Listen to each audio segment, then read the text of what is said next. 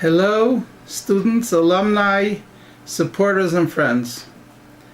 As we are approaching the Yontiv of Purim, the Rebbe emphasizes that there is a very, very special and important message to the Jewish woman, Neshei U'B'neis Yisrael. And that is, we see that the Megillah that we read on Purim is called Megillas Esther.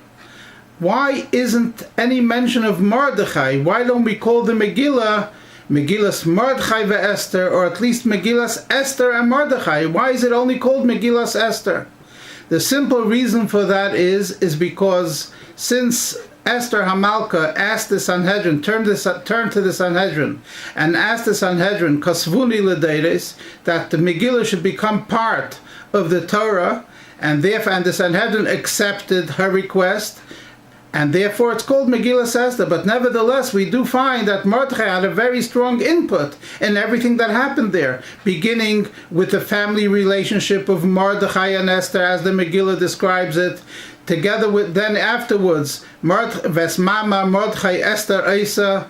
Esther did everything that Mordechai asked her to do, and even in the Megillah we do find that Mordechai spoke harsh words to Esther, requesting that trying to persuade her to go into the king, to go into Melech Achashverosh. So why is there no mention of Mordechai, only Megillas Esther? We do find that there is a connection and a tie between the Yontiv of Purim and the Yontiv of Shavuos Matan Torah.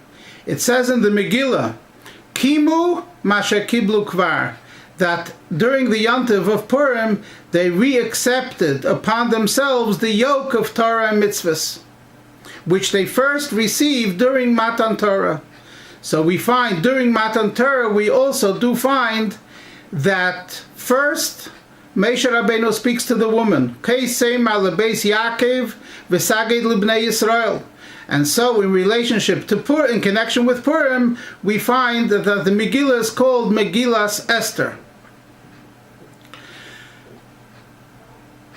Why is it that Esther stands out here more than Mordechai HaTzadik?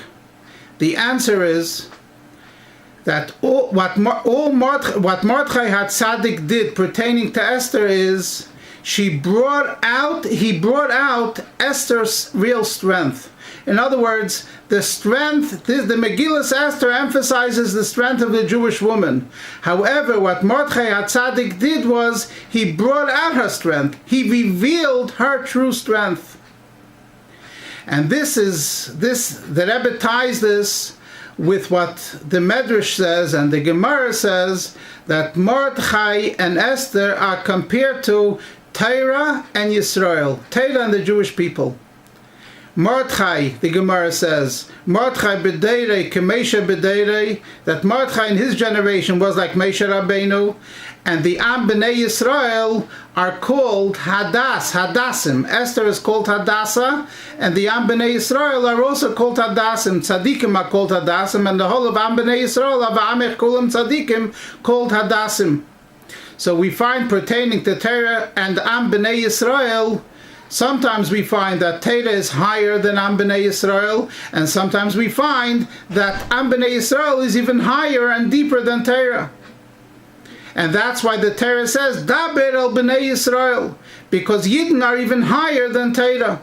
And the Gemara tells us, Machshavton shel Yisrael kodma l'chol davar, that the thought of creating the Jewish people within Hashem was even before the thought of Torah, which is even greater than Torah.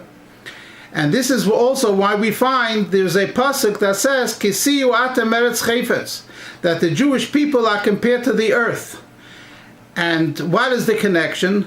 Says the previous Lubavitcher Rebbe, that just like the earth, the deeper we go into the earth, the more we find gems, and the more we find precious metals and so on. The same thing is the Jewish heart. The deeper we go into the Jewish heart, the more we find the gems and all the precious material. And that's what a Jew is. The depth, the inner part of the Jew, the heart of the Jew is even higher then the Nekuda, the heart of the Jew, is even deeper and higher than Torah. And that's why, and since Mordechai and Esther, as I said before, they both represent Torah and Am B'nai Yisrael, therefore, and as I explained, that the Am B'nai Yisrael, in a certain sense, is even higher than Torah, so is the same thing, the strength of the Jewish woman, the strength of Esther HaMalka, which represents the Jewish women. And that's why the Megillah is called Megillas Esther. Because what Mordechai Tzaddik did was he revealed and brought out the true, real strength of Esther HaMalka. So as the Rebbe said in the Farbrengen, for this he deserves a thank you, and a very warm thank you for bringing out her real strength. But nevertheless, who is the most important character in the Megillah is Esther HaMalka. And this is what the Rebbe goes on and says, the importance of the Jewish woman at home too. Although the husband should bring out the strength of the Jewish woman, but nevertheless the Jewish woman is called Akeres Abayis. Akeres Abayis means the Iker of the home. In other words, the Kedusha and the Tara of the home is all dependent on the woman.